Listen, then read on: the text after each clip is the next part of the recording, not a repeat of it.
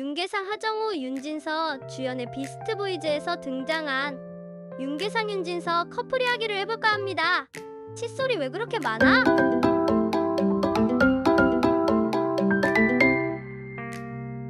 체오프의 단편 배짱이와 컵콜드.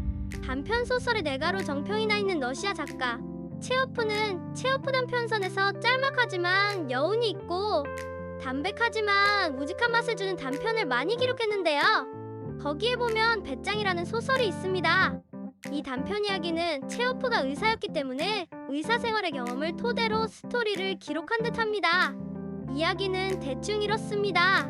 주인공 의사 드이모프는 지금 병상에 누워 죽어가고 있습니다. 그런데 아내 올가 이바노브나는 바람을 피우고 있네요. 컵콜드란 단어는 아내가 공공연히 바람을 피우는데 아무것도 못하고 참고 지내는 멍청한 남편을 일컫는 말인데요. 과거 유럽 왕실에서 귀족 부인들을 첩으로 삼고 그 남편들에게 자기를 주는 습관이 있었는데 이들이 대표적인 컵콜드의 사례였다고 합니다. 그렇다면 과거에는 아내의 불륜행각을 통해 남편이 출세를 했다는 말인데요. 참으로 신박한 현상이었네요. 네이버 박사는 컵콜드의 뜻을 이렇게 밝히고 있네요. 큐코드의 뜻은 다음과 같은데요. 일바람난 아내를 둔 남자, 오등이진 남자. 이 다른 남자 마누라와 바람을 피우다. 다음 남편 몰래 바람을 피우다. 의사 드이모프는 근대판 컵콜드인 셈입니다. 다시는 죽어가는 육신을 붙들고 전전긍긍하는데 아내 올가는 바람을 피우고 있으니 말입니다. 교회의 체오프 존 치버는 아내가 공공연히 바람을 피우는데 아무것도 못하고 참고 지내는 멍청한 남편을 컵콜드라고 한다고 합니다. 몇 살이에요? 승우가 있는 호스트바에 여자 3명이 손님으로 등장합니다.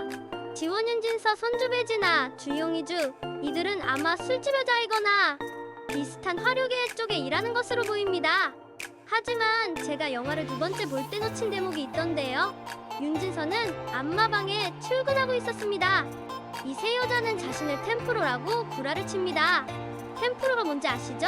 남녀 불문하고 술집에서 남자를 끼거나 여자를 끼고 술을 마시는 이유는 스트레스를 풀기 위함입니다.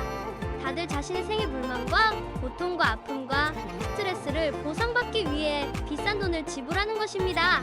세 여자는 몸을 파는 직업에 종사하면서 받은 불만과 고충을 날려버리기 위해 호스트바를 찾은 듯합니다. 근데 유독 오늘따라 선주가 남자를 가리고 있네요. 결국 마담인 재현아, 정우희, 승우, 윤계상을 우리 가게의 에이스라고 치켜세우는데 다른 선수들은 다 거절하더니 선주가 승우를 맘에 들어합니다. 선주는 술을 과하게 마셨나 봅니다. 금방 온다고 했던 옆에 파트너 승우가 바로 오지 않는 것에 대해 선주는 다툼이 일어나게 되는데요. 빠돌이 새끼, 내가 우습게 보여? 화장 부르라고 해. 겨우 중간에 지원, 윤진서의 자제를 시켜 새벽에 일이 마무리입니다. 하정우는 술값 250만원 중에서 양주가 하나 30만원 대했다면서 미안하다고 하고 택시를 태워 여자 손님들을 보냅니다. 남녀 모두가 술집 호스트나 호스테스의 돈을 지불함으로써 자신의 어느 정도의 갑질을 용납받기를 바랍니다. 종로에서 뺨 맞고 한강에서 눈 흐린다는 말처럼 그건 어쩔 수 없는 노릇인데요. 몸을 파는 화류계의 여자가 호스트 바에서 파트너가 다른 테이블 정리를 위해 잠시 자리를 옮긴 것에 대해 분노하는 술주정도 이해할 수 없는 것은 아니지만 그것도 일종의 꼬장입니다. 같은 업계에 종사하는 이들이 서로를 더 이해해줄 수 있어야 하는데 그게 안 되나 봅니다. 그런데 윤진서는 윤계상을 이해하는 듯 보입니다. 아까 술자리에서 술에 떠오른 선주 옆에서 승우가 잠시 나가려는데 윤진서가 윤계상을 발로 막으면서 묻습니다. 몇 살이에요? 3점 오빠, 여자친구 있어? 지원이 몇 살이냐고 묻는 말에 26살이라고 받아치는 승우입니다. 자신을 템프로라고 속인 여자, 2차 안 나간다고 구라를 치는 윤진서, 지원과 호스트바의 선수 윤계상, 승우는 헬스장에서 우연히 만나 운동하고 술을 한잔하게 됩니다. 일본식 가게였는데 직원이 일본어를 하는데 사케 추가 주문이 안 된다고 계속 그러는데 윤진서가 유창한 일본어로 술을 추가로 무난히 주문합니다. 윤계상의 눈이 휘둥그레지겠죠? 그런데 윤진서가 자기 옆에 와서 앉으라고 합니다. 오빠 여자친구 있어? 다 난 애라 생각하는 그런 사람 아니야. 군대 제대하고 3만 원밖에 없는 승우가 재현의 도움으로 호빠에서 에이스라고 자리를 잡았지만 승우는 이제 호빠에 일한 지 3개월 된 초짜임을 지원은 알게 됩니다. 지원은 달고 다른 듯한 이 업계에 짬밥을 먹은 듯하고요. 남자보다 여자가 돈을 더 번다면서 오빠보다야 많이 벌어라고 자신의 수입을 이야기하는 지원. 안마업소의 직원인 듯한데 1,000만 원에 350만 원짜리 집에 살고 있습니다. 원래 술집 유흥업소나 화류계의 청춘들이 돈을 많이 벌면 많이 벌고 적게 벌면 적게 벌겠지만 궁극적으로 그들이 마이킹한 것을 갚아나간다지만 품위 유지비가 엄청 들기 때문에 악순환이 연속되는 것입니다.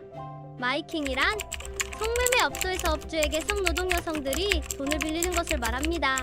예를 들어 담당 영업진에게 500을 먼저 내려달라고 말하면 영업진은 성노동 여성이 업소에서 계속 일하면서 돈을 갚아나간다는 전제하에 돈을 내려줍니다. 이 돈의 수단이 성노동 여성들이 업주에게 경제적으로 속박당하고 성매매에 유입당하는 수단으로 쓰이거나 혹은 성매매 이탈 방지용으로 쓰인다는 게 큰 특징입니다. 같은 말로는 선불금이란 말도 있으며 집결지에서 많이 쓰이는 말이라고 하네요. 승우와 지원이 하룻밤을 같이 보내고 이른바 썸을 타고 있습니다. 5점 너 시작하지 마. 하정우가 윤계상에 당부합니다. 같은 업종에 종사하는 아이들끼리 썸을 타고 관계가 깊어지면 안 된다고. 그냥 손님 관리 차원에서만 가볍게 하라고 조언을 합니다. 자신의 연인이 다른 남자와 같이 다니고 놀고 잠까지 자는 것을 견디는 사람은 드뭅니다. 하지만 윤계상은 이미 마음이 윤진서에게 가 있습니다. 템프로에다 일본어까지 잘하고 착하고 윤계상 눈에 안경띠 되어버렸습니다. 12천까지는 어떻게든 뽑아먹을 수 있지만 3천 이상은 지가 좋아야 해주는 거야. 하정우가 그렇게 이야기했는데요. 벌써 승우는 집을 이사가려고 하는 윤진서에게 3천만 원을 해주려고 준비 중입니다. 동거를 빌미로 해서 말이죠. 내가 먼저 해준다고 했다니까. 그러니까 공사지. 그래서 하정우가 윤계상에게 이렇게 다시 주문합니다. 3천만 원을 한 번에 못 주니까 한 달에 300만 원씩 할부로 준다고 해. 그러고 나서 반응을 살펴보라고 합니다. 진짜 같이 살 마음인지 아니면 동사 치는 것인지 이 말로 테스트해보란 말이죠. 윤계상은 윤진서에게 슬쩍 떠봅니다. 한 달에 300만 원씩 주면 안 되냐. 그러자 윤진서는 그렇게 하라고 합니다. 윤계상은 슬쩍 기분이 좋아집니다. 하지만 윤계상의 이러한 공사에 대한 의혹이 증폭되는데요. 6점 왜 전화 안 받았어? 청춘남녀의 동거는 순조로운데도 했는데요. 윤진서는 옷가게에서 일을 하고 윤계상은 호빠에서 여전히 일을 합니다. 호빠 친구가 술자리에서 윤계상 승우의 돈 갚는 게 중요한 게 아니고 연락 좀 하라고 이야기합니다. 그리고서 덧대기를 하는 일 빨리 정리하고. 아는 사람은 다 아는 지인들이 두 사람의 관계에 대해 우려를 표하지만 정작 본인 승우는 다른 이의 소리를 듣기 싫어합니다. 사람이 원래 그렇지 않은가요? 슬기경 읽기인 셈이죠. 호빠에 찾아온 지원과 친구들에게 다짜고자 나가라고 하는 승우입니다. 어느 날 지원 윤진서의 친구들과 함께 호빠를 찾습니다. 지원이 남친 승우의 얼굴을 보고 싶어 온 친구들이 지난번에 미안한 일도 있고 사과도 할 겸 술 팔아주러 왔다고 합니다만 승우는 몹시 불쾌해합니다. 술 팔지 않을 거니까 가라고 쫓아냅니다. 지원이 친구들은 지원이 남자친구라 참는다면서 자리를 뜹니다. 승우는 오히려 앞으로 지원이 만나지 말라고 지원의 친구들에게 협박조로 말하는데요. 지원과 친구들은 자리를 옮겨 새로운 남자들과 식당에서 술을 마시고 있습니다. 그리고서 만취가 된 상태에서 집으로 들어오는데요. 우리의 순정남 윤계상은 미안해하면서 왜 전화를 안 받냐고 묻습니다. 지원이 늦게 들어오는 날엔 전화 안 받을 때가 종종 있었는데요. 왜 전화 안 받았어? 알았어. 깜빡했어.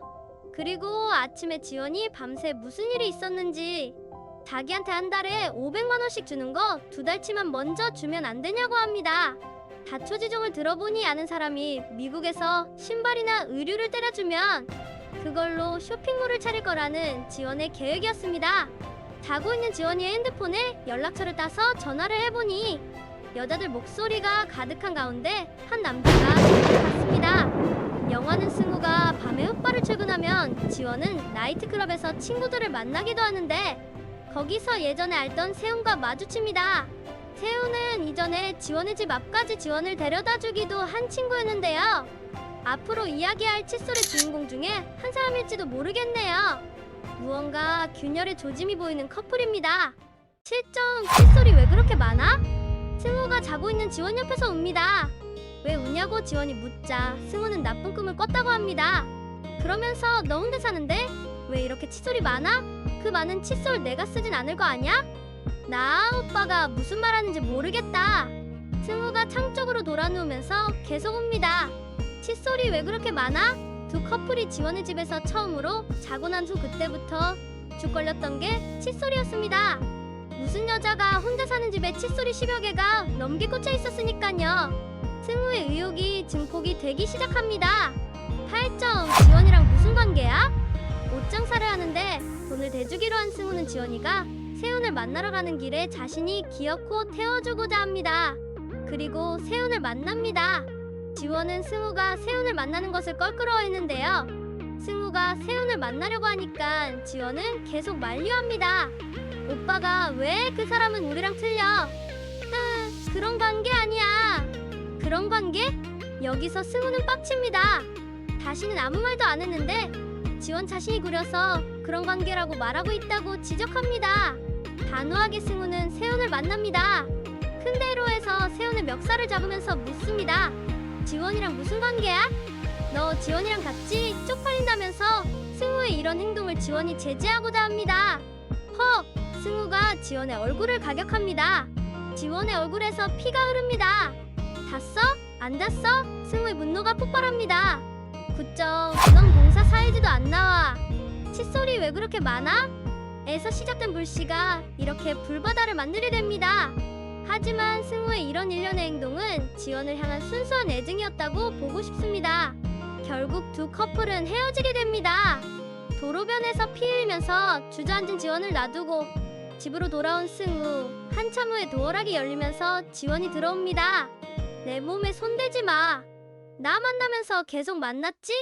찌녀냐 다 끝내. 야, 내 눈에 내가 개밥으로 보이냐? 야, 내가 먹은 거 다 토해내. 2천이 넘어. 그 돈 몇 푼으로 내가 내 거로 된 줄로 아니? 넌 공사 사이즈도 안 나와. 폭력이 오간 남녀 관계는 걷잡을 수 없게 됩니다. 두 사람이 헤어지면서 공사 사이즈도 안 나와라는 이 말은 안 했으면 좋았을 텐데 안 그래도 수많은 칫솔 때문에 복잡한 승우인데 승우의 마음의 의혹과 의심을 더 커지게 만들어버립니다. 10점. 여기가 템프로야? 안마방에서의 슬픈 SEX. 이삿짐 센터에서 이삿짐을 정리하는 가운데 승우는 지원의 주소를 알아보고 찾아갑니다. 지원이 어느 가게로 출입하는 것을 봅니다. 안마방이었습니다. 승우가 기다리고 지원이 들어옵니다. 지원인 손님이 승우를 알아보고 나가려고 하지만 승우가 잡습니다. 여기가 템프로야? 야 씨발아, 내가 잘못했어? 나 돈 냈어. 일로 와. 나 손님이야. 씨야. 둘은 슬픈 섹스를 합니다. 씨 좋아. 프런트로 지원이 전화를 합니다. 삼촌, 손님 나가요. 11점. 칫솔이 많을 수밖에 없는 생태계의 두 남녀. 문득 생각해봅니다. 객관적으로 정말 지원이가 승우를 공사치려고 했을까요? 아니라고 생각합니다. 윤진서, 지원도 순전한 마음으로 승우, 윤계상을 좋아했을 것입니다. 남자 관계가 복잡할 수밖에 없는 그 화류계의 생태계 속에선 칫솔이 그렇게 많을 수밖에 없습니다. 실제 칫솔이 많았지만 칫솔이 거기에 하나만 있었다고 해도 지원과 승우가 그런 마하블린 같은 생태계에서 먹고 자고 살고 숨쉬는 한 어쩔 수 없는 노릇입니다. 두 사람의 진정성과 순전한 마음은 이제 더 이상 회복이 불가능하게 되어버리는데요. 칫솔이 많을 수밖에 없는 생태계의 두 남녀의 사랑과 애정은 결국 스크래치 날 수밖에 없고 다칠 수밖에 없습니다. 승우가 칫솔 많은 지원을 속상했듯이 지원 또한 승우가 손님 관리 차원에서 손님들과 연락하는 게 신경이 거슬렸거든요. 12점. 나는 컵홀더가 아니야. 승우가 엄마의 보석상에서 지원에게 목걸이를 선물을 해주는데요. 이름은 지원이라고 부르지만 얼굴은 명아입니다.